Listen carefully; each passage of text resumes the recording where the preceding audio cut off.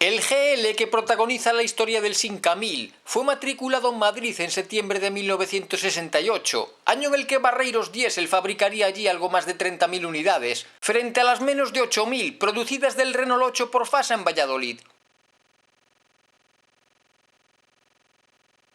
En el diseño del 1000, el turinés Mario Rebelli de Beaumont se inspiraba en las vivas aristas y en las líneas cúbicas del Chevrolet Corvair, otro todo atrás presentado en Estados Unidos en 1959, que acabaría creando tendencia al atravesar el Atlántico, ya que sus formas y las del Simca serían muy similares a las de los Fiat 1300-1500 y a las del alemán NSU Prinz 4, ambos coetáneos de nuestro protagonista. La luminosa y elegante carrocería monocasco se conformará con 3,80 metros al medir su longitud, medio metro más que la del Fiat 600, de los cuales poco más de 220 centímetros se corresponderán con la distancia entre ejes, rozando el 1,5 metros su anchura, cota no muy alejada del 1,40 m que el fabricante declaraba para su altura. El 1000 GL fabricado en España se diferenciaba exteriormente de la versión estándar por la inclusión de una rejilla que simulaba una toma de aire, por los neumáticos de banda blanca de los que nuestro Simca ha prescindido, por las molduras embellecedoras en los laterales, por la presencia de los topes recubiertos de caucho en ambos parachoques y por los derivabrisas en las ventanillas de las puertas delanteras. Incorporaba además unos cubreruedas en las llantas que serán de 12 pulgadas en las versiones iniciales. El habitáculo del 5 plazas con nervio, confortable y acogedor, resolvió con buena nota las necesidades de transporte de las familias medias españolas de hace más de medio siglo. El salpicadero, donde predominan las líneas horizontales, estará realizado en un material rugoso antirreflectante e incluye en su zona central el alojamiento para la radio. La instrumentación de los Simca 1000 fabricados por Barreiros en Madrid es bastante completa, al estar acompañado el aforador de la gasolina, dotado de luz de reserva, por un indicador de la temperatura de los 5,5 litros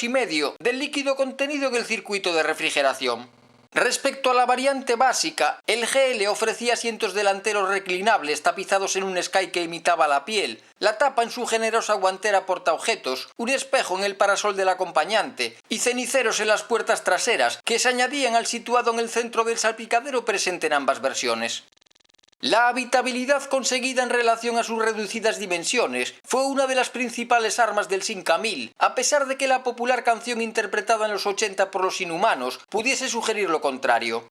Para el portamaletas, Barreiros Diesel declaraba un cubicaje de 180 litros, un espacio un tanto irregular en el que se aloja la rueda de repuesto y que en la variante gran lujo estaría tapizado, situándose el depósito de combustible de 36 litros tras el asiento posterior. El 4 cilindros de cotas supercuadradas y árbol de levas en el bloque, inclinado 15 grados hacia el lado izquierdo para contener su altura, contará con flujo transversal en su culata de aluminio y con 5 apoyos en el cigüeñal, algo poco usual en un motor de esa cilindrada a comienzos de los años 60. Desde sus primeros pasos por el mercado español, el 1000 había sido publicitado como un coche potente y dinámico, extrayéndose inicialmente de sus 944 centímetros cúbicos, 39 caballos DIN a un régimen de 5.200 revoluciones por minuto, que serían uno más en 1967, al elevarse la relación de compresión desde 8,2 hasta 9,1 a 1. Con el rediseño para la temporada 69, el primitivo motor, denominado 315, pasaría a adoptar el bloque del 1100 de tracción delantera, el 1200 español, conservando su cilindrada, un bloque que convenientemente modificado perduraría en las primeras generaciones de los 205 y 309, fabricados por Peugeot en Villaverde. En los 1000 GLE, la dinamo sería sustituida por un alternador, elemento que incorpora nuestro protagonista, siendo el Simca el primer automóvil de España en equipar este dispositivo eléctrico, que el grupo Chrysler presentaba como primicia mundial, tan solo 5 años antes de la llegada del 1000 a nuestro país. Otra de las cualidades más destacadas por su fabricante sería la caja de velocidades con sincronizadores licencia Porsche, que hacía que los cambios entre sus 4 marchas se realizasen de manera rápida y precisa, hasta llegar hipotéticamente a la optimista velocidad máxima de 140 km/h.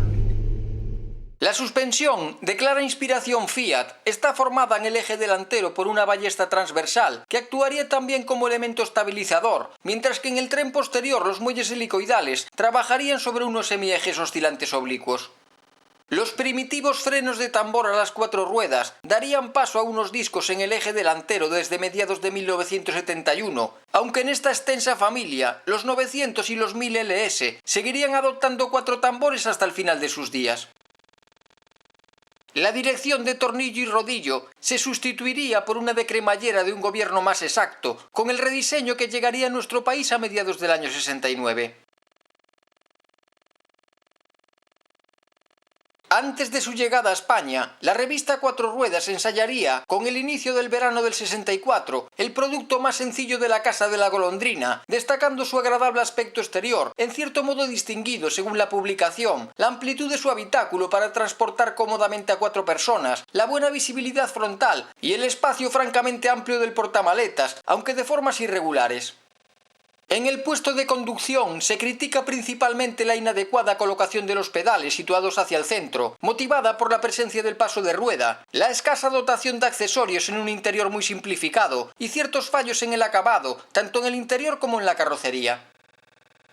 Su nervioso propulsor, capaz de lanzar al 1000 por encima de los 130 km/h, proporcionará unas buenas aceleraciones a condición de usar frecuentemente el cambio, de manejo muy suave, pero el reprise en cuarta será del todo insuficiente, dependiendo el comportamiento dinámico claramente de las condiciones de carga del coche y oscilando el consumo de combustible en carretera entre los 6 y los 9,5 litros cada 100 km.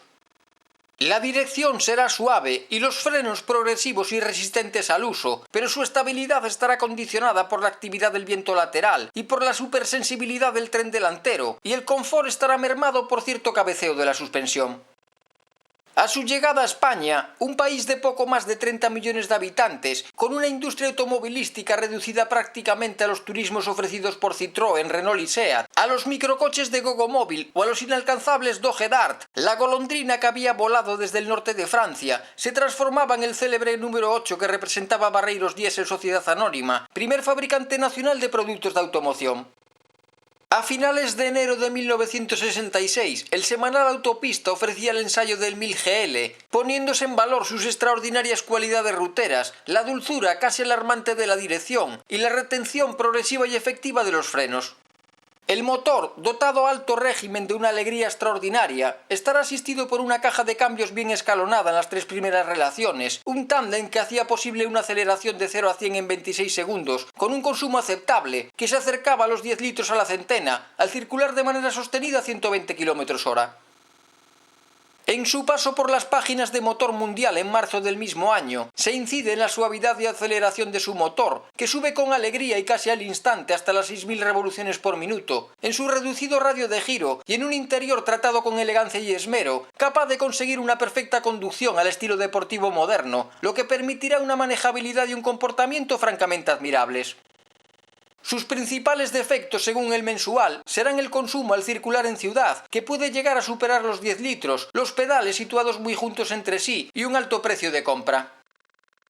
Lanzado en su país de origen para contrarrestar al exitoso Dauphine de Renault, el 1000 se encontró en su llegada a España su sustituto, el 8, como principal rival, contra el que la empresa madrileña lanzaría una agresiva campaña comercial, lo que obligaría a los directivos de Fasa a responder con un sencillo pero rotundo contraataque. Por más que esta batalla sería encarnizada, la prensa nacional no publicó, mientras el SINC adoptó su primitivo aspecto, una comparativa enfrentando a estos dos todo atrás, lo que obligará a un análisis de ambos modelos por separado, bajo la lupa de la misma editorial. Con 4 metros de longitud, el vallisoletano se impondrá en habitabilidad y capacidad de maletero, aunque estará penalizado también por una posición de conducción oblicua y por un acabado descuidado, de acuerdo con la revista. Como en el Simca, sobresale el impecable funcionamiento de la caja de cambio sincronizada en las 4 velocidades, su dirección de cremallera será precisa, suave y directa, y su elástico motor, diabólicamente económico según la publicación, será capaz de ahorrar 1 litro de gasolina al circular a 90 por hora durante una centena de kilómetros. Pero el producto más económico de Barreiros, con un acabado exterior impecable, una terminación irreprochable en el interior y dotado de una instrumentación más completa, será más maniobrable y su mayor ligereza le hará imponerse por estrecho margen en aceleraciones y reprises, consiguiendo acortar las distancias de frenado a altas velocidades de su oponente, a pesar de contar este con frenos de disco en el eje delantero.